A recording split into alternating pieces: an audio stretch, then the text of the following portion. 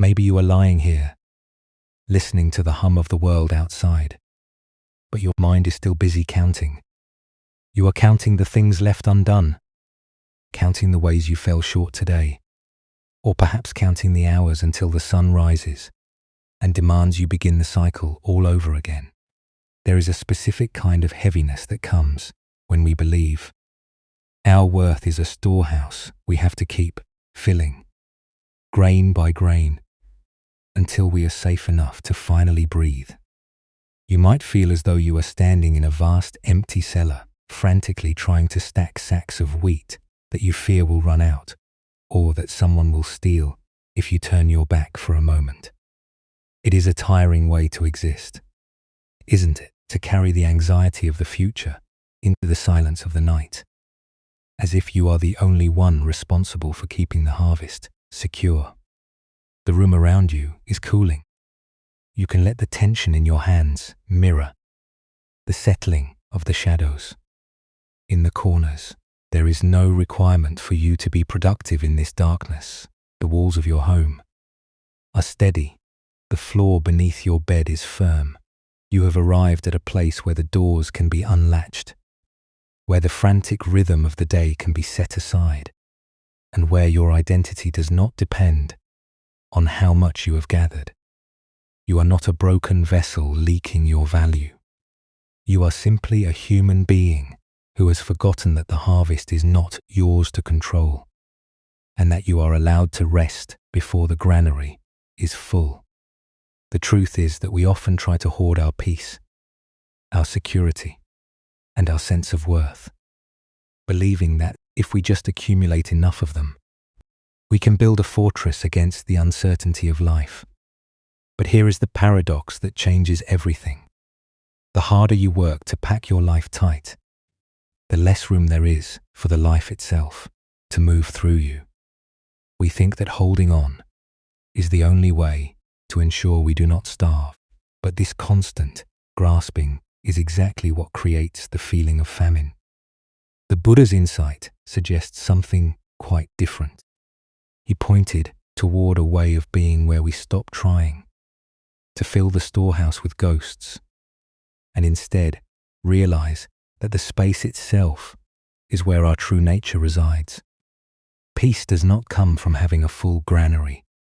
It comes from the realization that you are the space in which the seasons arrive and depart, and you were never meant to be the one who controls the weather. You might have felt this tension for a long time, the feeling that you are running out of time, or that you are not quite enough yet. Maybe you check your phone, look at the lives of others, or replay your own choices, hoping to find the piece of grain that will finally make you feel complete. But what if you stopped looking for that final grain tonight? What if you let the empty shovel rest against the wall? You do not have to solve the problem of your existence before you allow your eyes to close. You do not have to account for every failure or every success in the quiet hours before sleep. This journey we are taking tonight is not about fixing your life. It is about gently setting down the heavy sack you have been dragging across the floor. You have been carrying it because you thought it held your safety. But look closely at what is inside. It is mostly the weight of things that have already passed, or things that have not yet arrived. It is the weight of stories about who you should be. You are safe enough to let this sack stay where it is. You are safe enough to let your breath move without counting it. You do not have to be the guardian of the granary tonight. There is a quiet, natural order to the way things settle when we stop intervening, just as the dust in a sunbeam eventually finds its place. When the wind dies down, your mind will find its own stillness when you stop trying to manage every thought. If a thought comes, let it come. If it asks you to build, or to worry, or to organize, you can simply acknowledge it without inviting it to stay. You are not required to follow where it leads. You are not required to pick up the shovel one more time. Stop. Allow your weight to shift. letting your muscles feel the support of the earth beneath you. You are not disappearing by resting. You are returning to your center. You are realizing that the harvest of your life has already happened, and it is something much larger than the sacks you tried to store. It is the very light that touches your skin, the air that fills your lungs, and the simple, profound fact that you are present for it all. There is no rush to understand everything. The wisdom we will explore is not meant to be analyzed or stored away for future use. It is meant to be felt like the cooling air that comes after a long, hot day. It is meant to provide a small, soft opening in the structure of your concern, so that you can see through it into the vast, calm night. If you feel your mind reaching back for the grain, just notice the urge. See it as an old habit, a reflex of a heart that was once afraid of emptiness. You can thank that reflex for trying to keep you safe, and then, with a long, slow exhale, you can choose to let it remain on the floor. Tonight is for the space. Tonight is for the silence. Tonight is for the grace of knowing that you have done enough and that the granary can be left unlatched while you sleep. We will move slowly through the quiet halls of this metaphor and let the heavy things fall away of their own accord. You are not losing your way. You are finally finding the path back to the stillness that has been waiting under all the noise.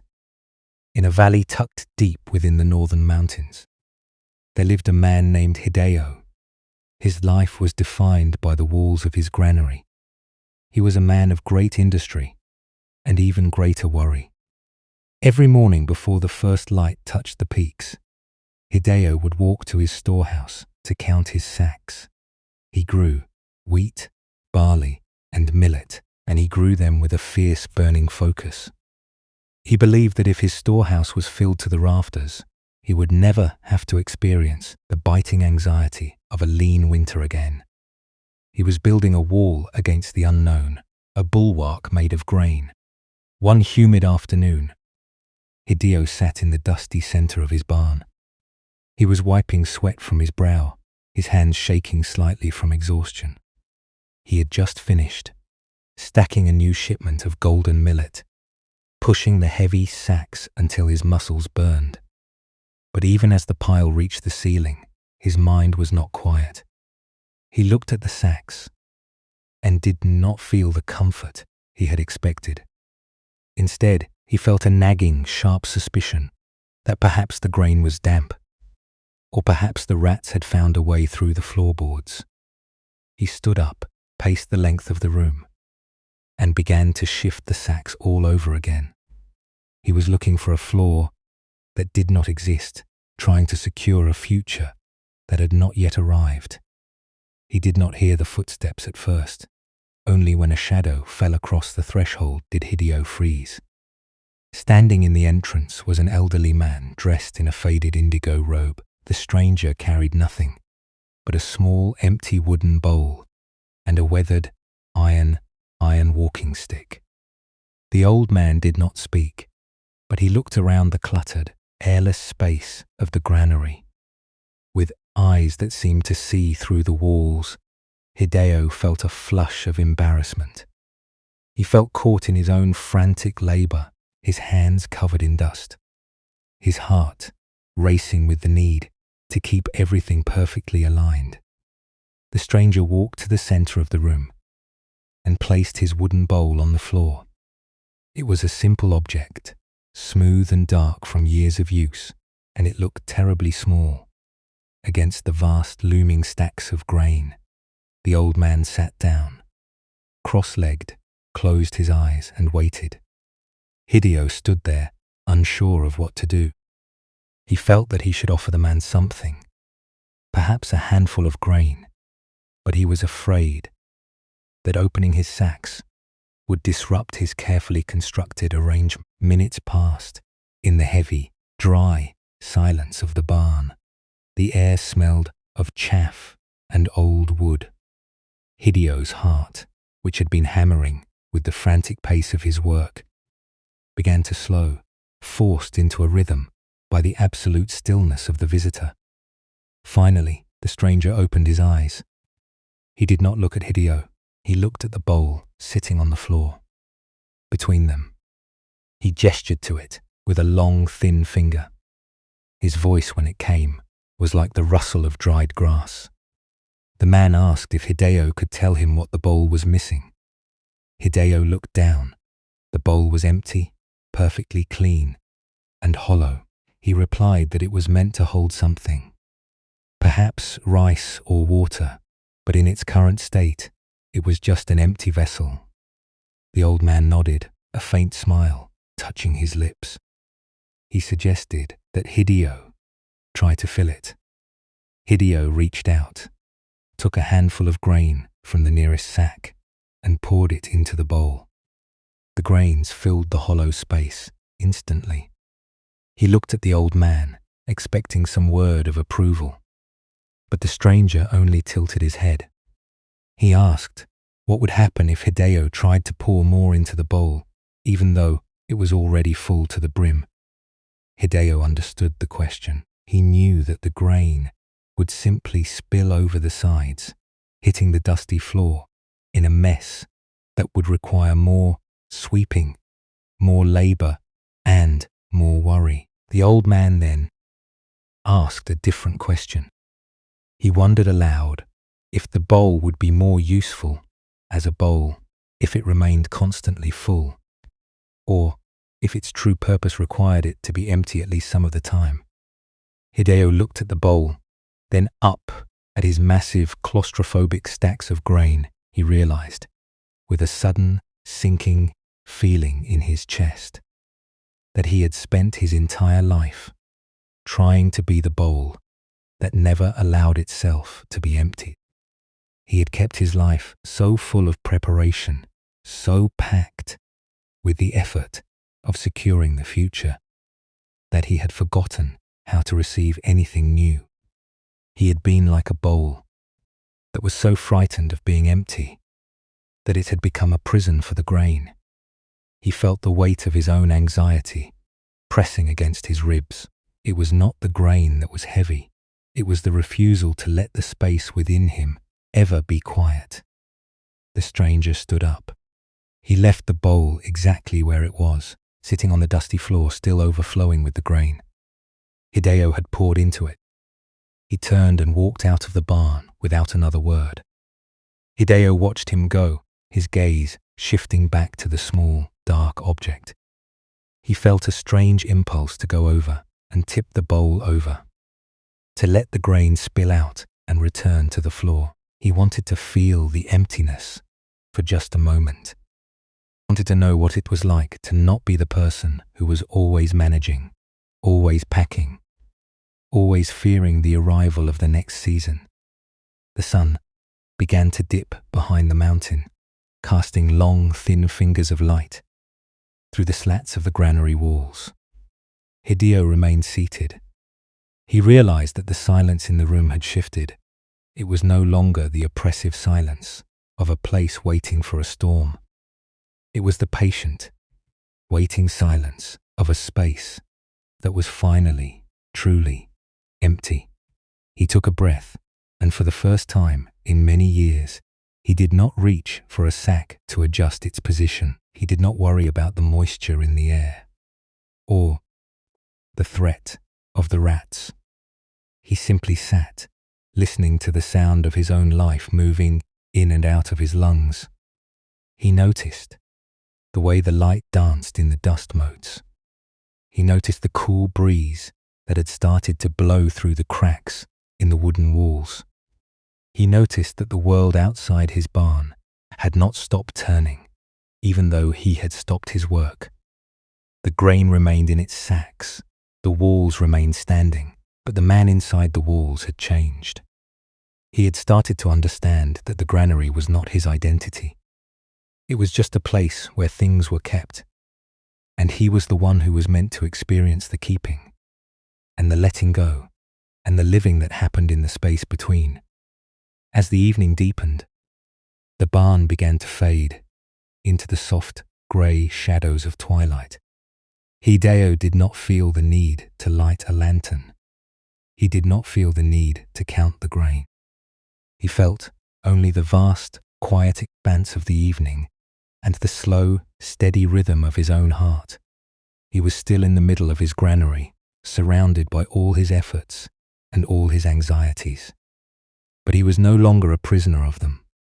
He was, like the bowl, a vessel that was beginning to learn the beauty of its own capacity, to hold nothing at all. He realized that the winter would come and the winter would pass, regardless of how tightly he held the grain. And in that realization, he finally found the first faint taste of a rest that did not need to be earned. If you are feeling the weight of your own granary tonight, if you are looking at the stacks of your own worries and wondering how you will ever make them secure, you can take a moment to be like Hideo in the quiet of the evening. You do not have to move the sacks. You do not have to search for the flaws. You can simply sit with the emptiness that exists beneath all your efforts. You can notice the space in your chest, the room within your own mind that is not occupied by the work of the day. You are safe here, in this pause, because nothing is required of you, and no one is watching to see if your storehouse is full. You are allowed to be the bowl, and you are allowed to be the space that holds it, and you are allowed to breathe without needing to fill the silence with the effort of your own survival. The night is doing its work for you. The world is spinning without your help. You can let the grain be, and you can let yourself rest in the simple, quiet truth of being here, right now, with nothing to hold but the steady, gentle arrival of your next breath. This encounter in the quiet barn is not telling us to turn away from our responsibilities or to stop caring for the things that sustain our lives.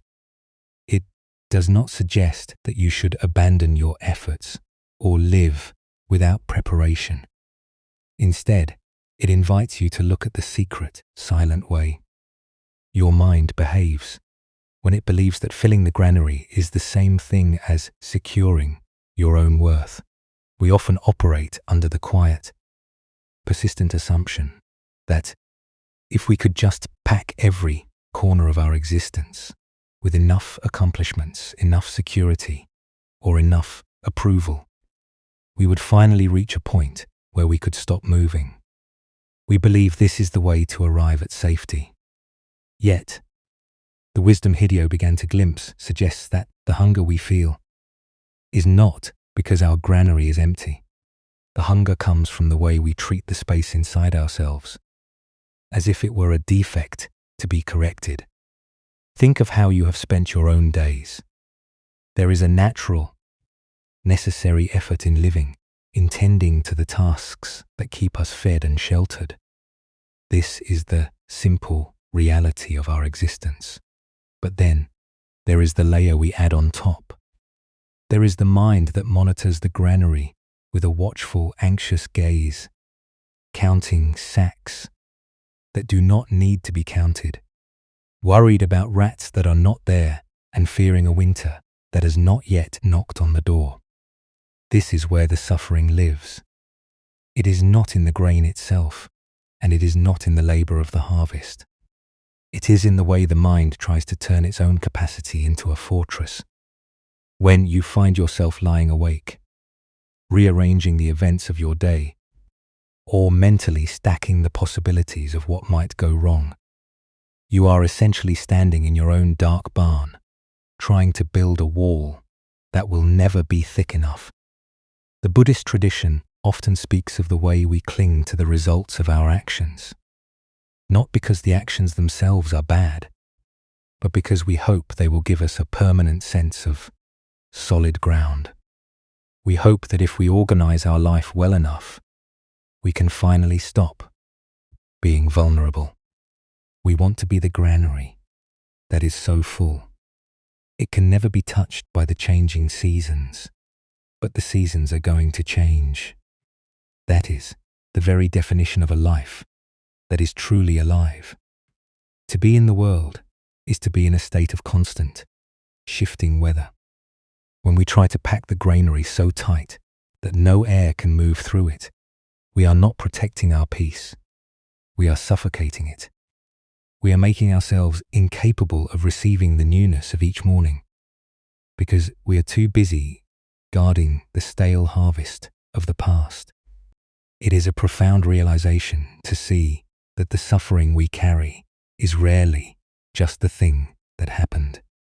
It is almost always the layer of judgment, the frantic management, and the internal narrative of inadequacy that we pile on top of our experience.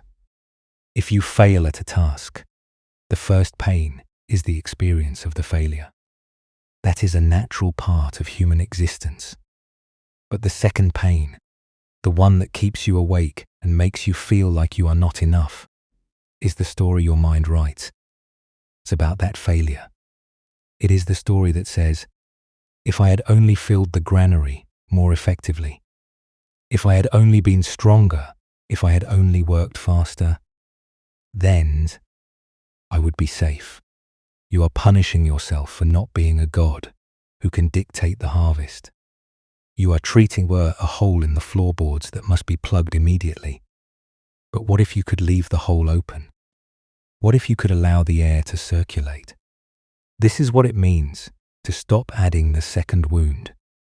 It means you acknowledge the difficulty of the harvest, but you stop using it as evidence that you are a faulty human being. You stop standing in the center of your life, sweating and shaking, trying to ensure that every grain is perfectly placed.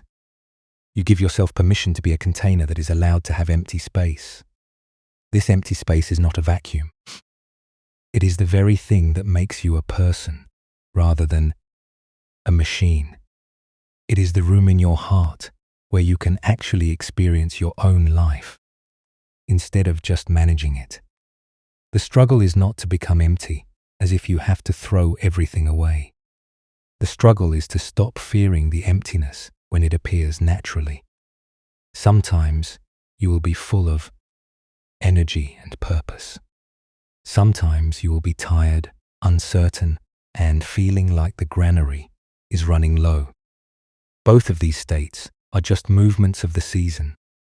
They are not assessments of your character. They are not markers of your success or your failure. When you can witness the feeling of scarcity without immediately trying to fill it with panic, you are practicing a form of wisdom that is as old as the mountains themselves.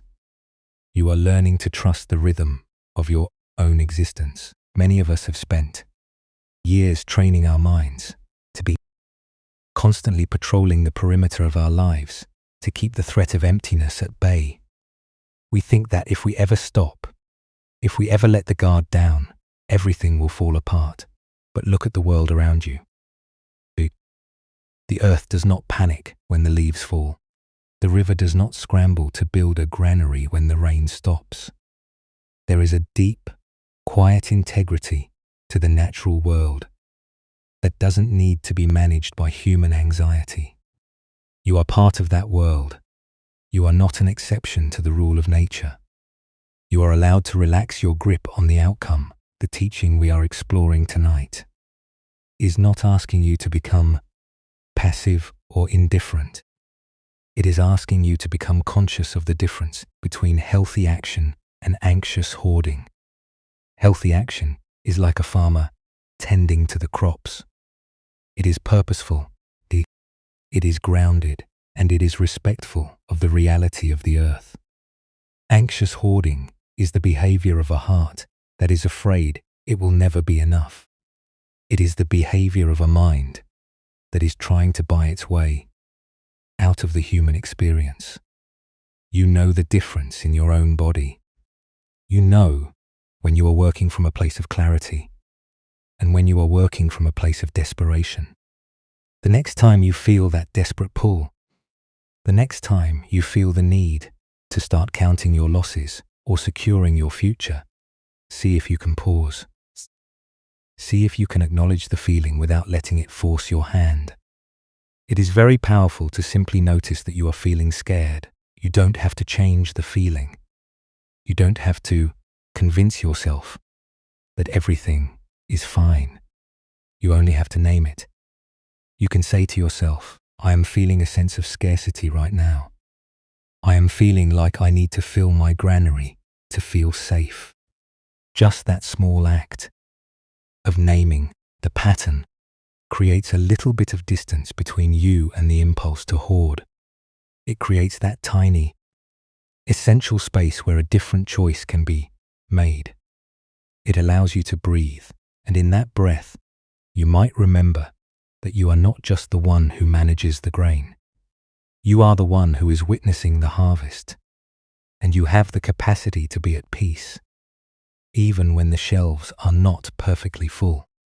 This path is not about reaching a destination where you are finally finished. There is no such place. There is only the continuous, changing process of being a human being who learns over and over how to be kind to themselves in the middle of a shifting world.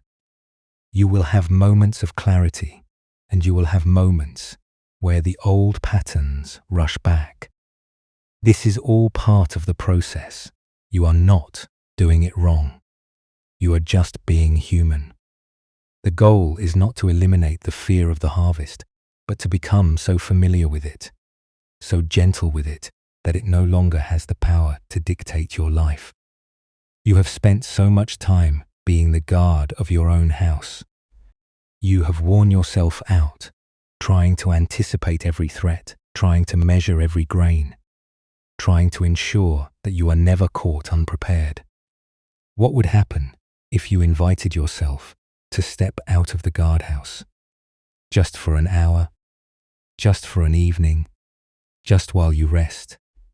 What would happen if you left the door unlatched, not because you are being careless, but because you are realizing that you are safe, regardless of whether the granary is full or empty? You are not losing your security. You are gaining your life. You are finally giving yourself the permission to participate in the seasons instead of fighting them. You have already done enough. The sheer effort you have put into your life, the way you have cared for the people around you, the way you have shown up even when you were exhausted, that is all the evidence you need. Your worth is not a quantity to be managed. It is an inherent quality that you brought with you into the world, and no change in the season can ever subtract from it. When you can rest in that truth, the granary becomes just a barn. The grain becomes just food, and your life becomes something that you can finally inhabit with a sense of ease. The heavy lifting is not yours to do anymore. You can stop being the one who carries the weight of the future and start being the one who breathes in the peace of the present, allowing the night to settle around you like a quiet, comforting mantle. You are doing well, dear friend. You are simply learning a new way to hold the life that has been given to you, and that is more than enough for tonight. If you are comfortable, you might let your body settle even deeper into the surface that supports you. You have been carrying the weight of the granary for so long that your muscles have forgotten how to simply exist without tension. Imagine now that you are standing in the center of that quiet wooden barn. From the story, the air is cool and smells of dry earth. Your hands are finally empty. There is no shovel to hold, no sack to arrange, and no winter to fear. You are standing in the middle of your own life, but the work has been set down. Take a slow breath in, and as you release it, imagine the tightness in your shoulders dissolving like salt in a clear pool. You do not need to check the corners of the room. You do not need to verify that everything is in its place. For these next few minutes, you are simply the space where the light enters the barn. If a thought drifts into your mind, perhaps a worry about tomorrow, or a lingering echo of something you feel you missed. Do not treat it as a task that requires your attention. See the thought as a handful of grain that you have been holding on to far too tightly. You can name this pattern if you like. You might call it the urge to provide, or the fear of being found wanting, or simply the habit of bracing for a winter that has not yet arrived. When you name the thought, you are creating a small, safe distance between you and the impulse. You are no longer the thought itself. You are the one who is witnessing it. You can imagine placing that handful of worry into the small, dark bowl we spoke of earlier. You do not have to throw it away, and you do not have to hide it. You are simply setting it down. You are releasing your grip. Watch what happens when you do this. Does the grain disappear? No, it stays in the bowl, but it no longer requires you to hold it with such desperation. You might notice another thought now, perhaps a memory of something that feels incomplete, or a feeling of being behind in your own life. Give yourself the grace to acknowledge that feeling too. You do not need to argue with it, and you do not need to tell yourself that you shouldn't be feeling this way. That kind of judgment is just another heavy sack you are trying to lift. Instead, acknowledge the weight of it, and then imagine setting that story into the bowl as well. You are not losing your identity by letting these thoughts go. You are clearing the space for the evening to arrive.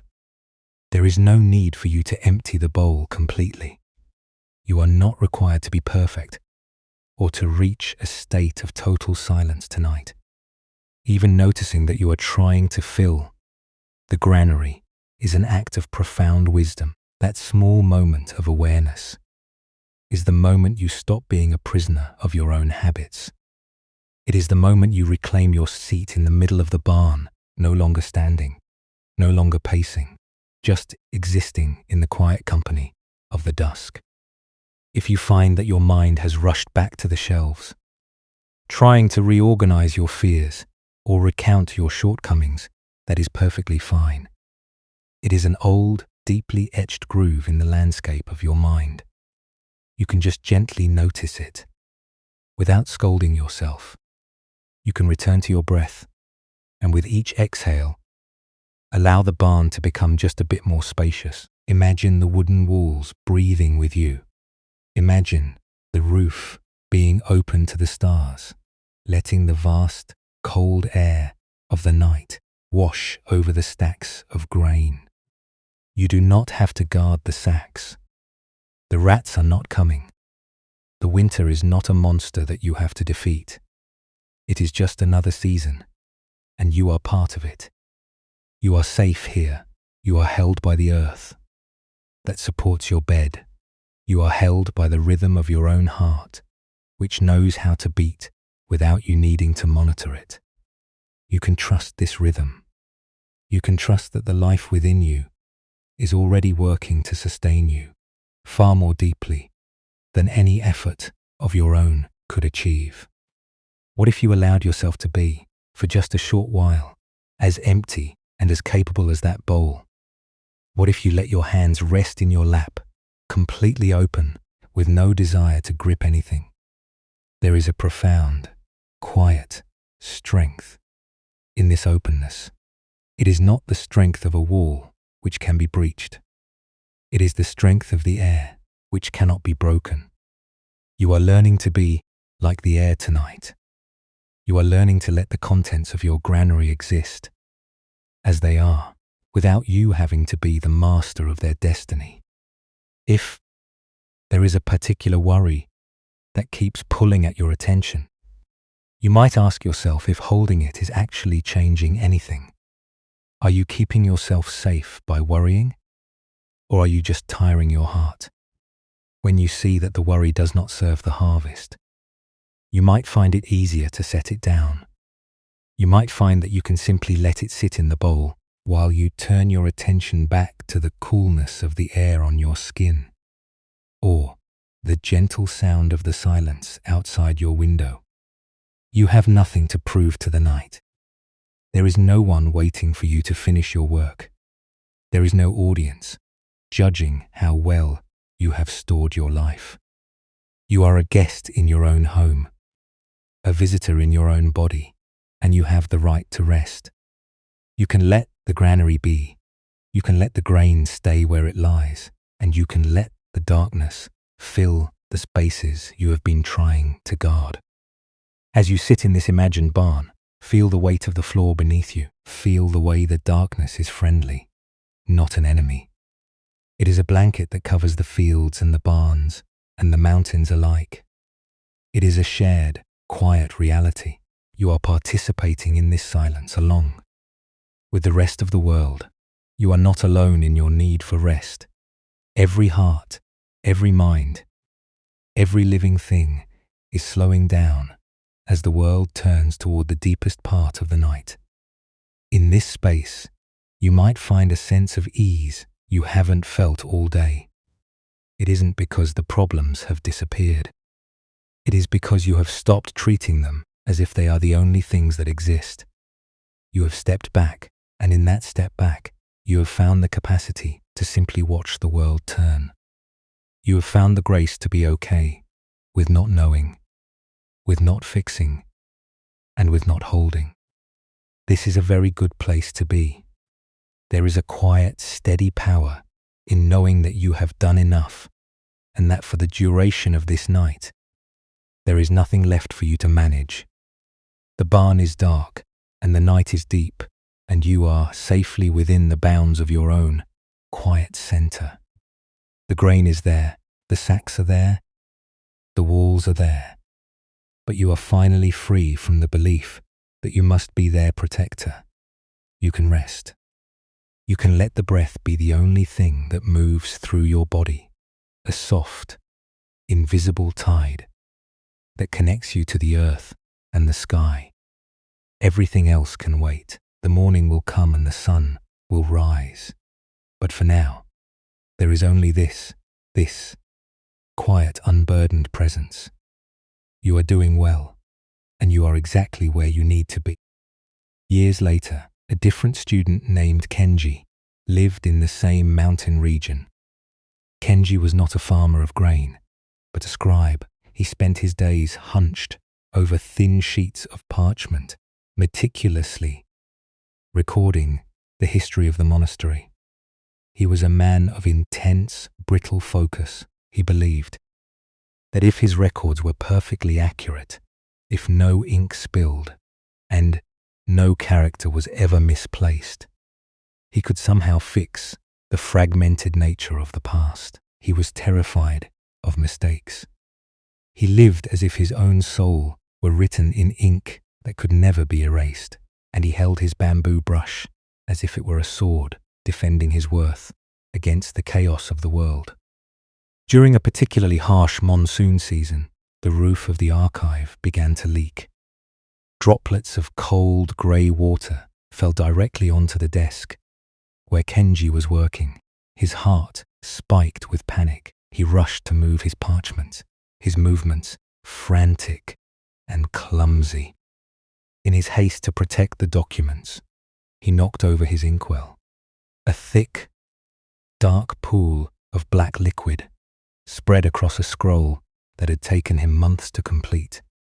He stood frozen, his breath hitching in his chest. He felt as if he had been struck. He stared at the ruined parchment, the smeared ink, the distorted characters that could never be reclaimed. His mind immediately began the familiar, painful loop. He blamed his own clumsiness. He replayed the moment of his slip. He wondered how he could ever be worthy of his position when he had caused such an irreversible disaster. He sat on the damp floor of the archive. For a long time, the rain drumming a steady, mocking rhythm on the roof off. He felt entirely exposed, as if the ink were staining his very skin. He heard a soft sound of shuffling feet near the doorway. It was the monastery's cook. an old woman named Emmy, who had come to check if the roof was holding. She saw the mess. She saw the ink dripping onto the floorboards. She saw Kenji sitting there, his shoulders hunched, his hands pressed tightly against his eyes. She did not rush to clean the floor. She did not offer empty words of comfort. She simply walked over and sat down beside him in the small, puddler-strewn space. Emmy looked at the ruined parchment and then at the scattered brush. She began to hum, a quiet, tuneless melody that seemed to harmonize with the sound of the rain. After a while, she reached into her pocket and pulled out a small, dried pomegranate skin. It was brittle, wrinkled, and completely unremarkable. She set it in front of Kenji. She told him that she had once spent a summer trying to keep a pomegranate tree alive in a pot of poor, sandy soil. She had watered it every single day, praying for fruit, watching it with the same intensity. Kenji watched his parchments. She had failed. The tree had withered, and all she had left was this single, shriveled skin. She asked Kenji what he thought she should do with it. Kenji, still stinging from his own sense of failure, muttered that it was useless. He said that a dried-out skin of a failed fruit had no value, just as his ruined work had no value now that it was spoiled. Emmy picked up the skin and placed it in the center of the ink-stained floor. She pointed out that the skin was exactly what it was meant to be. At this moment in its life cycle, it was no longer a fruit, and it was no longer a living tree. It was a dried-out, hollow shell. She asked Kenji if the skin was suffering because it was no longer a fruit. She asked if it was ashamed of its wrinkles or its lack of pulp. Kenji looked at her, confused. He finally whispered that it was just a thing that had finished its season. Emmy smiled and placed her hand on the back of Kenji's hand. She reminded him that the ink was now dry. The mistake had happened, and the past was finished. He was trying to extend the life of the mistake by continuing to fight it in his own mind. He was trying to act as if he could still rewrite the afternoon, as if he could still be the person who had not spilled the ink. She asked him to imagine what would happen if he simply stood up, picked up his brush, and began again on a fresh sheet of parchment. She asked if the ruin of the previous scroll was really a wall, or if it was just a space where something new could now be written. Kenji felt a slow, strange cooling in his chest. He looked at his ink-stained hands. He thought about the hours he had spent trying to control the perfection of the archive, and how much terror he had carried because of it. He realized that the ink did not define him, and the error did not make his life a failure. He had been so obsessed with the idea of a perfect record that he had forgotten to be a living human being. He felt the tension in his shoulders finally begin to release. He did not feel enlightened, and he did not feel magically healed. He simply felt tired of the weight he had been carrying. He decided, in that quiet, rainy moment, that he would not scrub the floorboards clean of the ink stains. He would leave them there. A small reminder that mistakes were part of the texture of the monastery. He stood up. He did not rush to hide the ruined scroll. He left it sitting on the table, a witness to the afternoon. He reached for a new, clean sheet of paper. He felt his hand trembling, but he did not try to hold it steady. By force, he let the tremble be there. He touched his brush to the new ink, and he wrote a single, simple character. It was not a perfect piece of calligraphy. It was slightly uneven, a little shaky. It was the character for presence. He looked at it for a long time. He did not judge the quality of the line. He simply acknowledged that he was here. He was working, and the world had not ended because he had spilled a bottle of ink. Kenji changed in that moment, not by becoming a master who never made mistakes, but by becoming a student who stopped fearing them. He continued to work in the archive for many years. He still felt the urge to be perfect. He still felt the old, sharp pull of anxiety when things went wrong.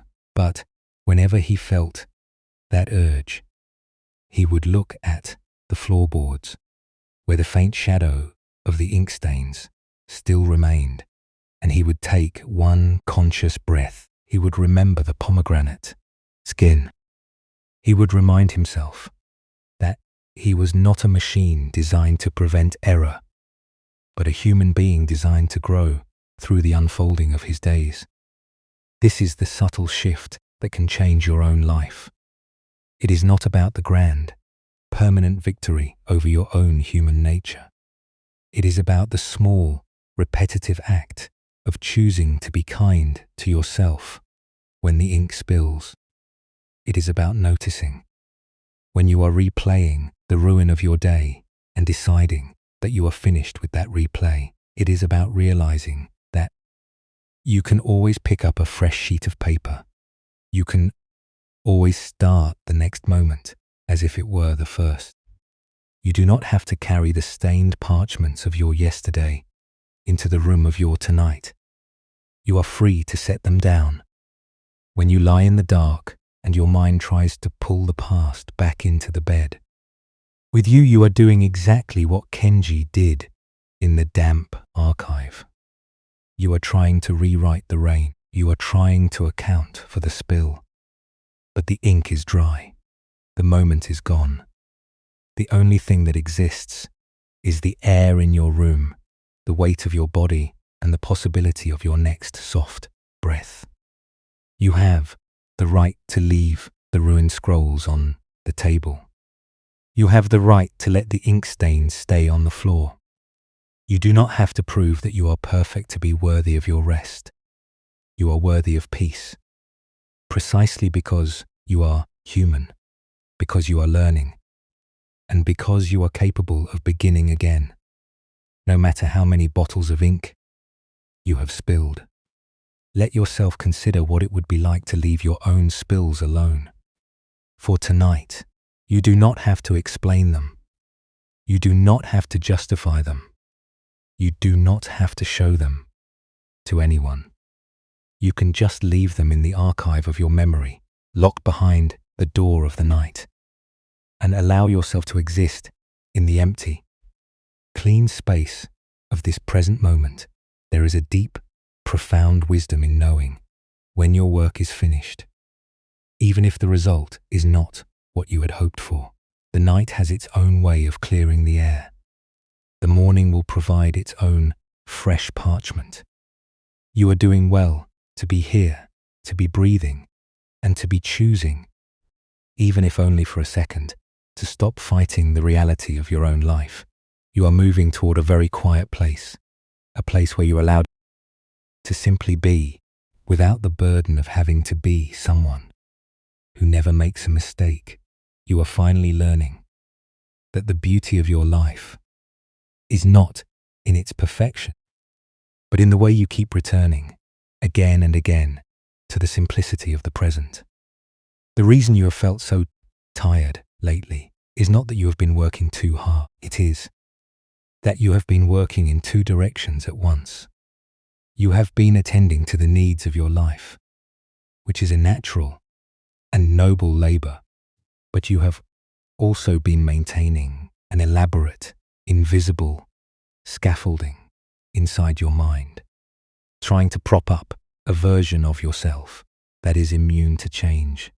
We think that if we can just anticipate every threat, rehearse every conversation, and judge every shortcoming with enough severity, we will finally create a solid, unshakable sanctuary. But this is like standing in the middle of a granary and trying to hold up the ceiling with your bare hands, terrified that if you let go for even a second, the entire structure will collapse upon you. This mental scaffolding is the architecture of our suffering. We believe that if we can control our circumstances, we will avoid the pain of disappointment. We believe that if we can foresee every possible failure, we will be spared the shock of the unexpected. This is why we replay the past, sifting through old regrets, as if we could somehow extract a lesson that would justify our current discomfort. It is why we rehearse the future, stacking potential anxieties, like heavy sacks in the dark, preparing for winters that haven't arrived. We are convinced that this process is a form of safety, but it is actually a form of constant, low-level war against the reality of the present moment. In the tradition of the Buddha, there is a simple but life-changing distinction between the raw experience of life and the secondary layer of distress we impose upon it. Life will inevitably bring its own challenges. You will face illness, loss, disappointment, and the inevitable decay of things you hold dear. This is the first reality of human existence. It is the rain that falls on the roof, the wind that rattles the shutters, and the autumn that turns the grain to gold. None of this is a personal insult or a sign that you have failed. It is simply the way the world breathes. However, we rarely stop at the first reality. When something difficult happens, our mind immediately rushes to build a secondary structure around it. We tell ourselves that we should have seen it coming. We berate ourselves for not being different, for not being stronger, or for not having a better plan. We turn the experience into an identity. We decide that because we struggled, we are a failure. Because we are afraid, we are broken. We take a momentary difficulty and expand it into a permanent condition of our soul. This is the extra weight. This is the second layer, the one we are creating right now. As you sit here in the silence of your own mind, weighing the grain of your past against the empty storehouse of your dreams, think about how often you try to fix yourself through the medium of shame.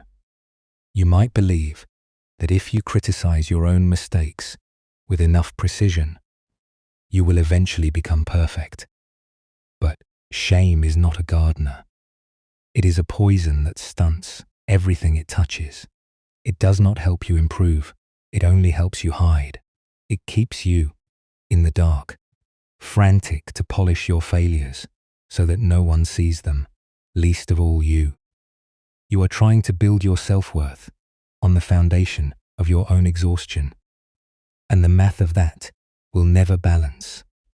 You cannot hate yourself into a version of yourself that is finally worthy of peace. The Buddhist insight is that you are not the one who needs to be fixed. The thing that needs to be fixed is your relationship to the process of living. You are currently trying to be the static master of a fluid world. You want the granary to be full and stay full forever, while the world around you is asking for the seasons to turn. The pain you feel is the friction of that desire. It is the sound of your spirit grinding against the gears of your own expectations. To find peace, you do not have to stop the rain or force the grain to grow. You only have to stop being the one who stands in the doorway, fighting the weather. You can begin to dismantle the scaffolding right now. You can look at the thoughts that tell you to be worried, to be prepared, to be better, and simply recognize them for what they are. They are not truth. They are not the voice of your soul. They are the nervous system of an identity that is afraid of losing its grip. You are allowed to notice that fear without becoming it. You are allowed to feel the urge to control the situation without actually taking the bait. This is a subtle, radical act of courage. It is the act of sitting in your own granary and deciding that you are finished with the frantic management of your own life. when you notice a thought that says you are behind, or that you are not doing enough, you can look at it as if it were a strange, dusty object you found on the shelf. You do not have to carry it. You do not have to decide that it is the most important thing in your life. You can just look at it, acknowledge the fear behind it, and then turn your gaze toward the open door.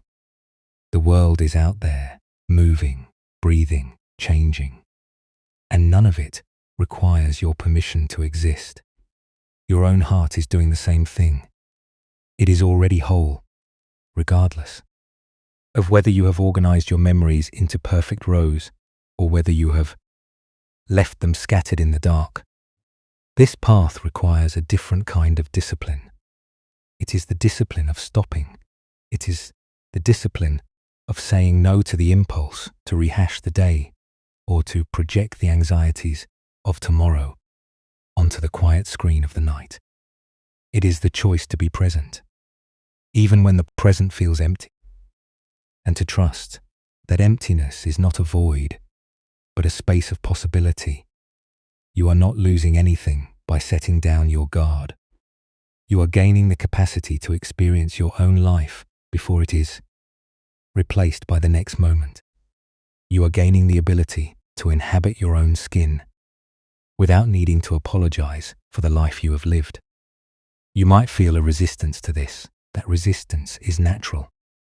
It is the sound of your protective systems realizing that you are no longer playing their game. Let that resistance be there. You do not have to conquer it. Just notice the way it tightens your chest or narrows your focus. Then take a breath and consciously choose to loosen the grip. Imagine that the barn door is wide open and the moonlight is spilling onto the dusty floor, illuminating everything exactly as it is, without the need for your perfection or your worry. You are not a project. You are a living, breathing part of the world. You are already enough, and nothing you do or don't do tonight will change the intrinsic beauty of the spirit that is resting right now. Right now, here, in the quiet of this late hour, you are doing the work of a lifetime just by noticing these patterns.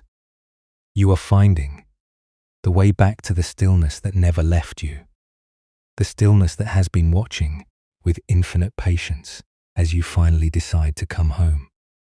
This practice does not exist only in the quiet of the night or in the stillness of a mountain archive. It lives in the middle of your Tuesday afternoon. It lives in the moment you look at your phone, waiting for a message that confirms your worth or promises you are secure. When you feel that familiar itch of anxiety, that sudden urge to check the screen or to seek outside approval, you are standing in the middle of your granary. You are reaching for the shovel, ready to start moving the grain again. But you can practice the pause right there. You can stop for one breath and simply notice the impulse. You do not have to put the phone down, and you do not have to solve the problem of your loneliness, but you can choose to witness the habit without letting it command your actions. You are not a failure for feeling the urge to be seen. You are just a human who has spent a long time believing that the only way to be safe is to be constantly filled by the attention of others. Think about the times you lie awake, replaying a mistake you made months or years ago. Your mind tells you that if you just analyze it one more time, if you just find the right way to regret it, you will finally fix the past. But you are only tiring your heart. The mistake is a shadow on the floor, and you are trying to sweep it away with a broom that has no bristles. Instead of replaying the script, you can invite the memory to sit in the bowl. You can acknowledge that it happened and that it was difficult, and then you can choose to turn your eyes to the darkness of your room. You can acknowledge that you are human and that you have done the best you could with the tools you had at the time. This is not about letting yourself off the hook, but about realizing that the hook is something you have been sharpening yourself. We often feel that we are behind in life, as if there is a harvest date we are missing and we will be left out in the cold. We compare our own messy, hidden inner lives to the polished surfaces of people we see online. We tell ourselves that everyone else has a full granary, everyone else is secure, and everyone else knows exactly where they are going. This is the greatest deception of the modern mind. We are all living in houses that have leaks in the roof. We are all trying to figure out how to be at peace with our own emptiness. You do not have to measure your life by the stacks in someone else's barn. Your own life is unfolding at its own rhythm, and it is governed by the same seasons that govern the stars. You are allowed to be where you are. You are allowed to be tired, and you are allowed to not know what comes next. Even in your relationships, where you feel the most need to be perfectly secure, you can practice this new way of being. When you feel the pull to control your partner or your friend, when you feel the need to ensure they are providing you with the exact emotional nourishment you crave, stop and look at your hands. Are they open or are they clenched? Are you trying to protect a connection or are you trying to build a fortress out of it? You can care for the people in your life without turning them into the grain you are hoarding. You can love them without asking them to fill the empty spaces you have been afraid to touch. When you stop gripping the connection, you actually find that you have more room to truly see them.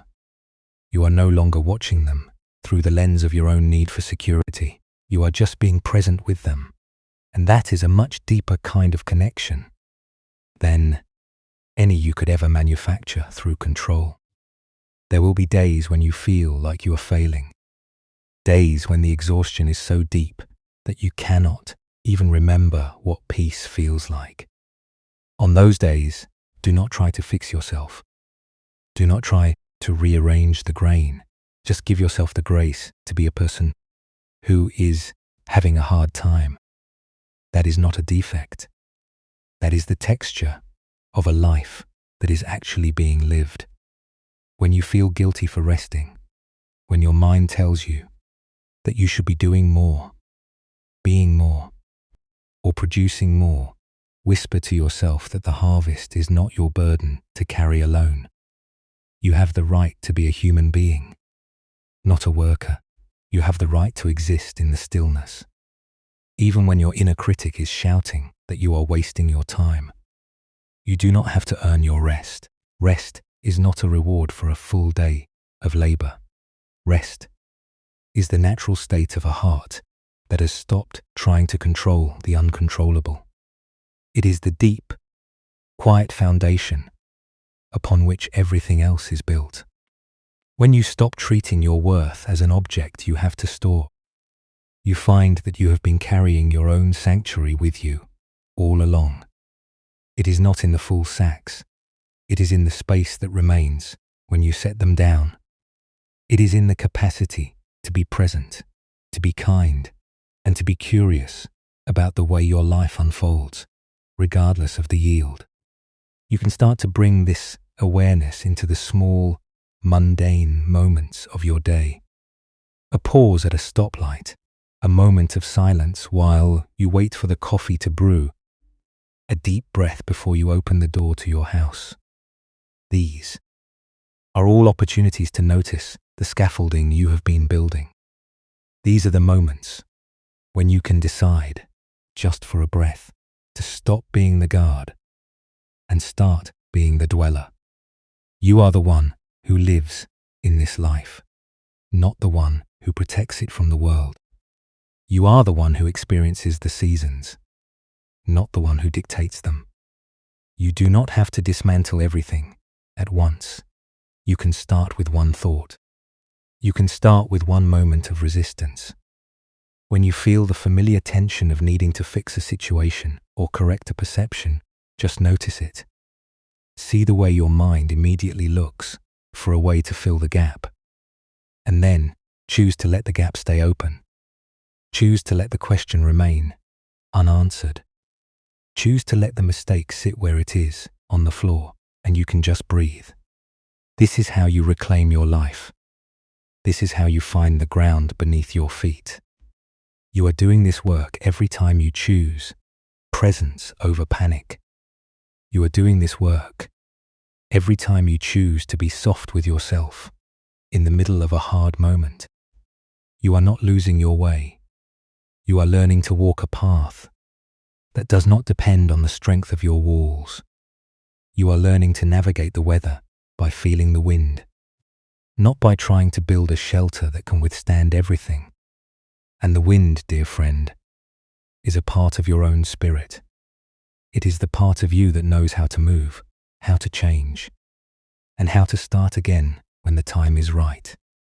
You have everything you need to be at peace. You have the quiet, empty space, and you have the ability to observe the harvest as it comes and goes. You are the witness to your own life, and that is a holy, steady, and profound position to hold. You are doing well. You are slowly finding the rhythm of your own heart, and that rhythm is steady. That rhythm is calm, and that rhythm is always inviting you home. The weight of the granary no longer pulls at your bones. You have left the door unlatched, and the moon has begun its slow climb across the dark ceiling of the sky. The grain sits undisturbed in the corners, no longer demanding your attention or your fear. You can feel the coolness of the night air moving through the spaces you have finally cleared. Each breath you take is a quiet release, a small tide pulling away from the shore of your long-held worries. You are returning to the center of your own life, not as a guard or a manager, but as a person who is simply present. The floorboards are solid beneath you. The darkness is a soft, deep embrace that asks for nothing at all. Notice how your body has softened into the surface beneath you. Your hands, which have spent so long gripping the tools of your own survival, are finally resting. They are open, empty, and perfectly still. The tension in your jaw has dissolved, and the space between your eyes feels smooth, like a surface of water. After the wind has died away, you are letting go of the need to be the one who ensures everything is safe. You are realizing that the safety you were chasing was always present, woven into the very structure of your own quiet, steady heart. You have done enough by simply staying present to the truth of your own life. The night is vast, and you are small, and there is such peace in that realization. You do not have to hold the sky up. You do not have to account for every grain of your past. The memories that once felt like heavy, unmovable sacks are now just echoes in the distance, growing fainter as you drift. You are becoming as light as the air that fills the barn. You are becoming as quiet as the shadows that lengthen in the corners. There is no urgency here. There is only the rhythm of the world turning in the dark, a gentle, ancient movement that carries you forward without your help. Feel the pulse of your own life moving in your chest like a slow, deep river. It does not pause to count its own volume. It does not worry about the path it will take through the valley. It simply flows. You can trust this rhythm tonight. You can trust that the life within you knows how to sustain you, how to heal you, and how to carry you into the tomorrow that is waiting. You are not losing your grip on your life. By letting go, you are finally allowing your life to hold you. The barn is silent. Now, the dust has settled. Even the wind has stopped its whispering around the eaves. Everything is in its place, not because you have organized it, but because it has found its own balance in the deep calm of the night. You can let your thoughts drift out the open door, vanishing into the wide, star-strewn expanse of the valley. They are not yours to keep anymore. They are not yours to solve. You are free to be the space where the silence lives, and the silence is enough. There is no more work to be done. The granary can sit in the dark, full or empty. It does not matter. The winter is just a change in the air, and you are prepared for it simply by being here. Rooted in this moment, you are safe in the depth of your own awareness. You are protected by the truth that you are not the one who determines the harvest, but the one who observes the changing of the fields. You have returned to the source of your own stillness. It was always there, waiting for you to stop the busy work of your own resistance so that you could finally see it. Close your eyes, if you haven't already, and let the darkness pool behind your lids. You are resting in a place where no effort is required. You are drifting into a sleep that is deep, restorative, and kind. You are not disappearing. You are just coming back to the quiet, unburdened presence that was here long before your worries began, and will be here long after they fade. The night is doing its work for you. The stars are marking the time. The earth is holding your body. You are safe. You are finished with the lifting. You are finished with the counting. The last of the grain has been left to the silence. The last of the thoughts has drifted out the door. You are floating in the stillness, and the stillness is holding you. Everything you have worried about, everything you have tried to control, everything you have felt you needed to fix, is now being taken care of by the vast, patient turning of the world. You are finally home. You are finally at rest. What if you have been searching for a destination, only to realize that you were already standing at the center of the quiet you have been looking for all along?